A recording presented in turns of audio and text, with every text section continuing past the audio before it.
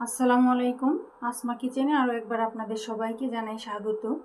আশা করি আপনারা সবাই খুব ভালো আছেন। আমি আজকে আপনাদের সাথে শেয়ার করব কুলফি আইসক্রিম।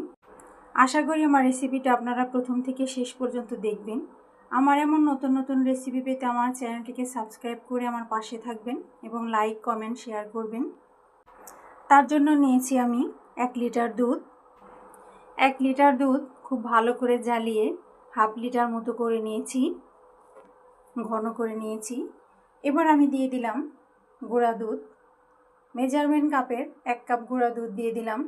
এতে করে কুলফি আইসক্রিম খেতে খুব ভালো লাগবে। গরমে ঠান্ডা ঠান্ডা আইসক্রিম খেতে খুব ভালো লাগবে। আমি ভালো করে গুঁড়া দুধটা মিশিয়ে নিচ্ছি। এভাবে কুলফি আইসক্রিম বাসায় তৈরি করলে আর দোকান থেকে কিনে খেতে হবে না। বাসার ছোট বড় সবাই খুব পছন্দ করবে। এবার আমি একটা কাপে 2 টেবিল চামচ কর্নফ্লাওয়ার তরল দুধ দিয়ে মিশিয়ে আমি ঢেলে দিলাম, যাতে করে দলা পেকে না যায়।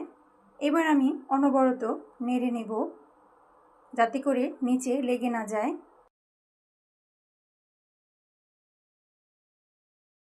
আমি খুব ভালো করে মিশিয়ে নিচ্ছি।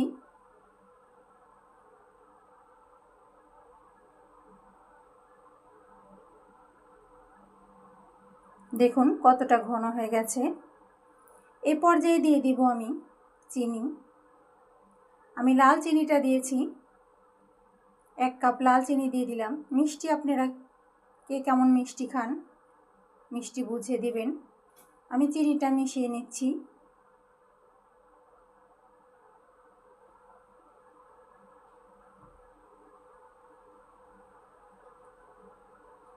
চিনিটা গলে গেছে।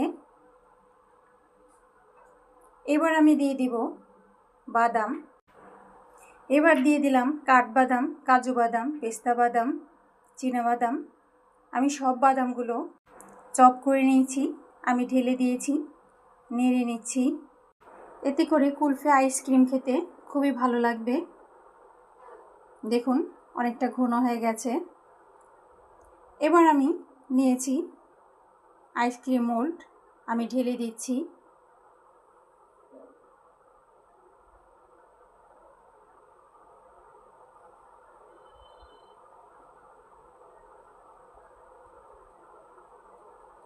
এভাবে আমি সবগুলাই ঢেলে নিব।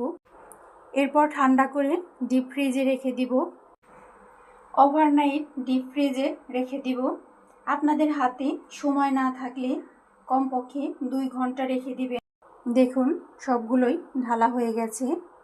এবার আমি ঢাকনাটা লাগিয়ে ডিপ ফ্রিজে রেখে দিব। আমার হাতে সময় ছিল তাই ওভারনাইট রেখে দিয়েছিলাম। দেখুন মাশাআল্লাহ কতটা সুন্দর হয়েছে। দেখতে যেমন সুন্দর হয়েছে, খেতেও খুব ভালো লাগবে। এভাবে আপনারা বাসায় বানিয়ে খাবেন আর আমাকে কমেন্ট করে জানাবেন খেতে কেমন হয়েছে। আমার এই ভিডিওটি যদি আপনাদের ভালো লেগে থাকে, আমার এই চ্যানেলটিকে সাবস্ক্রাইব করে আমার পাশে থাকবেন এবং লাইক কমেন্ট শেয়ার করবেন। আবার ফিরে আসব নতুন কোনো রেসিপি নিয়ে। সে পর্যন্ত সবাই সুস্থ থাকবেন, ভালো থাকবেন। আল্লাহ হাফেজ।